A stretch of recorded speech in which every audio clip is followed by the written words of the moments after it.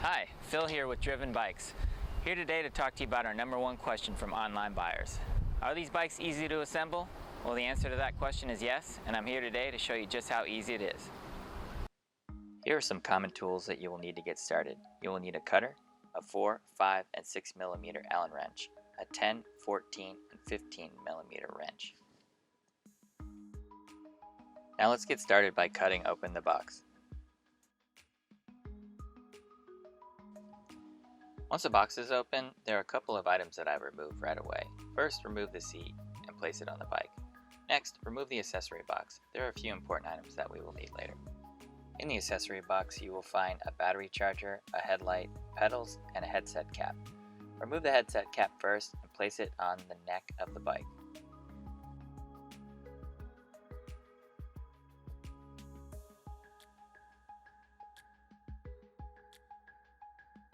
Next, I like to tear open the front of the box. This allows for easier access to the remaining parts of the bike.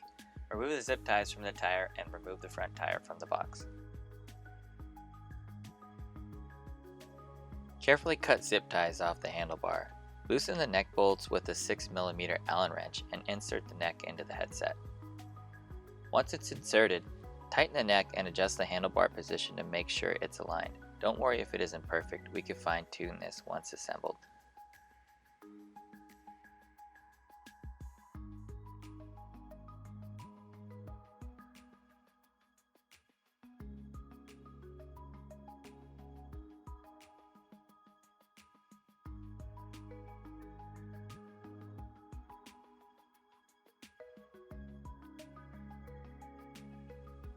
Remove the axle bolt with the 14 millimeter wrench.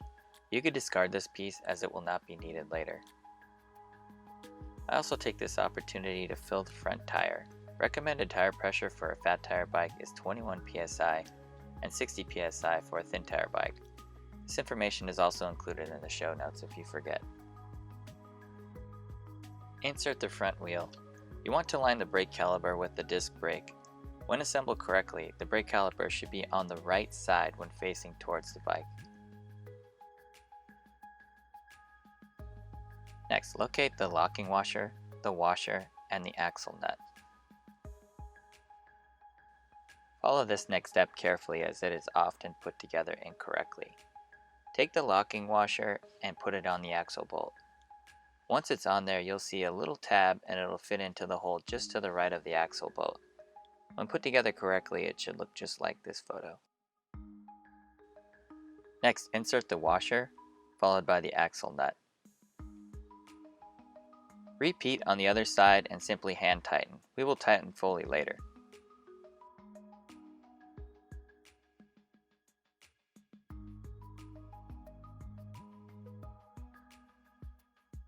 Remove front fork bolt at the top of the fork.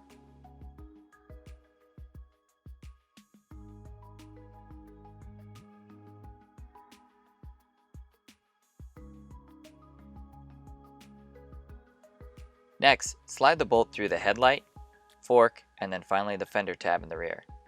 Put the washer on and then the locking bolt and tighten with a 5 millimeter Allen wrench and a 10 millimeter wrench.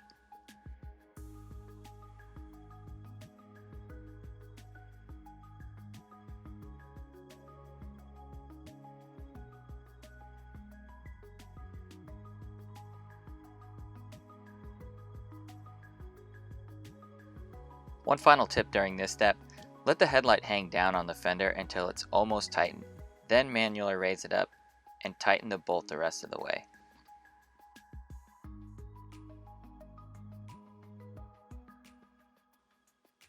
Once the headlight is fully secure, next plug in the power wire.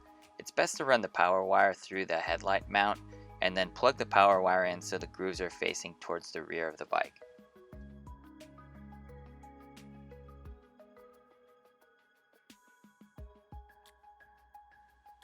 The last step in securing the fender is to insert the fender arms into the fork and tighten. For this step, grab your 4 millimeter wrench, remove the bolt, insert the bolt back into the fender arms, and then re-secure.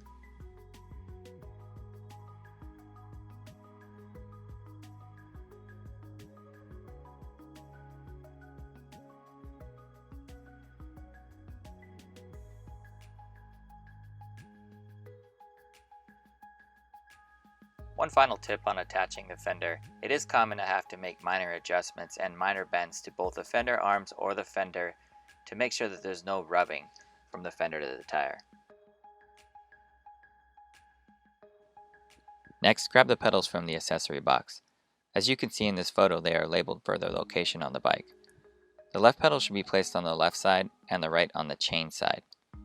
When tightening, one characteristic of the left pedal is that it actually rotates counterclockwise, which is uncommon.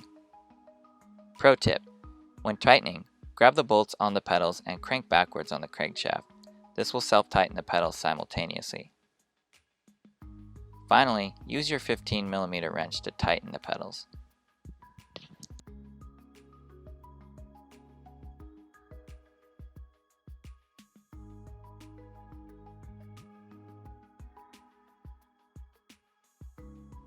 Now you can also use your 15mm wrench to fully tighten the wheel to the fork. If you haven't done so already, now is a good time to remove all remaining plastic from the bike. Also use your cutter to safely cut the keys off the battery. Insert the key and click one stop to the right. This last stop is not required for turning on your bike, but in the event that you would like to remove your battery, this is how you would do it. First, remove the seat and turn the key to the off position. Push the key in and click one stop left. This unlocks the battery and allows for removal from the bike. Now it is time to make some final programming adjustments. Step-by-step guidance has been included in the show notes to help you with this. With the key in the on position, touch and hold the center power button.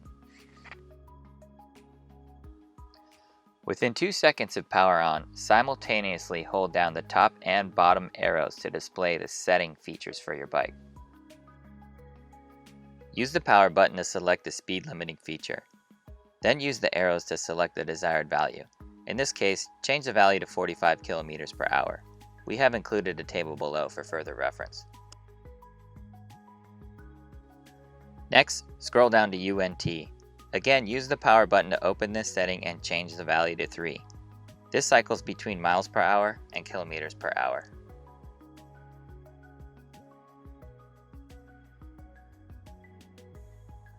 Now exit out of the programmable settings by holding down the power button.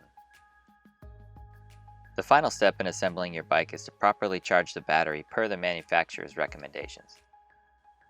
The first step is to remove the key from the battery. Next, plug the charger into the battery and then plug the charger into the wall. You will know the battery is charging when the indicator light on the charger cycles from green to red. The battery is fully charged when the charger indicator light changes to a solid green. This can take approximately 5 to 6 hours.